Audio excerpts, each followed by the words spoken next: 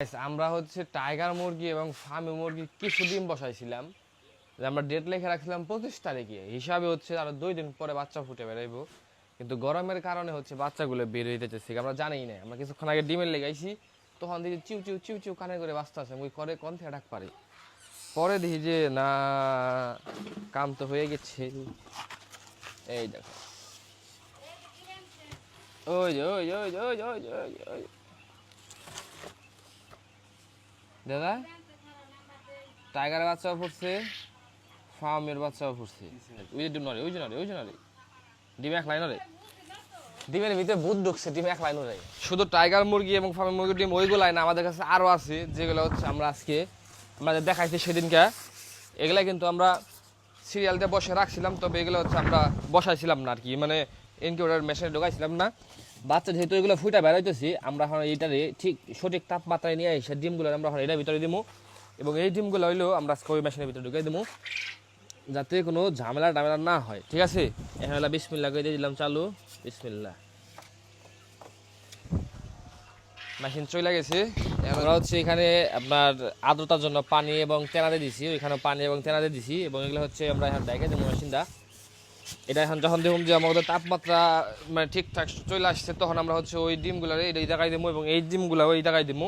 এবং এই মেশিনটা যখন খালি হইব, তখন এই ট্রেগুলো বাকি রয়েছে আমাদের, এই ট্রে হচ্ছে আমরা 20 ডিম রেখে দিচ্ছি। 20 ডিমগুলো হচ্ছে মেশিন আজকের ভিতরেই একটা সেট আপ দিয়ে দেবো আর কি। বৈশা বৈশা আমি মিটারের আর্দ্রতা এবং তাপমাত্রা চেক করতেছি, কারণ আমরা দিছি মাত্র 1 মিনিট হয়েছে, 1 মিনিটের ভিতরে আর্দ্রতা ফুল, সরি তাপমাত্রা একবার একদম পারফেক্ট। আর হইতেছে আপনার আর্দ্রতা মাত্র 58 হয়েছে। আর্দ্রতার দরকার হলো আমাদের মিনিমাম 65 থেকে 75। আমাদের কাছে কিন্তু চীন হাঁসের ডিমগুলো আছে, যেগুলো হচ্ছে আমরা বসাইছি। এগুলা হচ্ছে যে ডিমগুলো যার আর কি, আমার এক ফ্রেন্ডের, তবে ওর হচ্ছে যে যে মুরগিটা যে চীন হাঁসটায় দিতে ছিল, সেটা হঠাৎ করে মারা গেছে। মারা যাওয়ার কারণে ডিমগুলো ওইভাবে রয়েছে, তো ওরে বলছিলাম এটা দিয়ে দেওয়ার জন্য, ও দিয়ে গেছে। এর উপরে যে 6টা আছে, এগুলো হচ্ছে চীন হাঁসের ডিম। এখন মেন কথা হলো ডিমগুলো কি ফুটবো না জানি না, কারণ হাঁসের আর্দ্রতা আর তাপমাত্রা এবং সময়ের একটা বিষয় আছে। এখন আমরা প্রথম দিলাম আর কি এই মেশিনে, আর আমাদের এই মেশিনটা রেডি হয়ে গেছে। আমরা বাচ্চাগুলো এখন এটার ভিতরে ঢোকামো।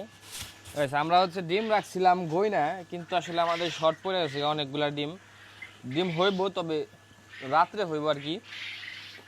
এই জায়গায় মোটামুটি সেটা আমাদের শেষ। 3 ট্রে বসানো হয়েছে, 1 ট্রে শুধু বাকি রয়েছে। 1 ট্রে তাও হাফ হয়ে গেছে, আর হাফ বাকি রয়েছে। এই হাফগুলো হয়তো আমাদের রাত্রে বসাতে হইব। আর এই রাত্রে বসালে এই ডিমগুলাই মনে করেন যে ওই ডিমের চাইতে মিনিমাম 1-2 ঘন্টা পরে ফুটবো। এটা দিলে বসে দিয়ে এখন মোটামুটি কোয়েল পাখির ডিমের ঝামেলা শেষ। ডিম ফুটে আমরা এমন হিসাবে বসাইলে আমাদের ডিম ফুটে বেরোবো ঈদের পরের দিন অথবা তার পরের দিন। ঈদের দিন, ঈদের আগের দিন, ঈদের 2 দিন আগে বাচ্চা বেরোইতো না।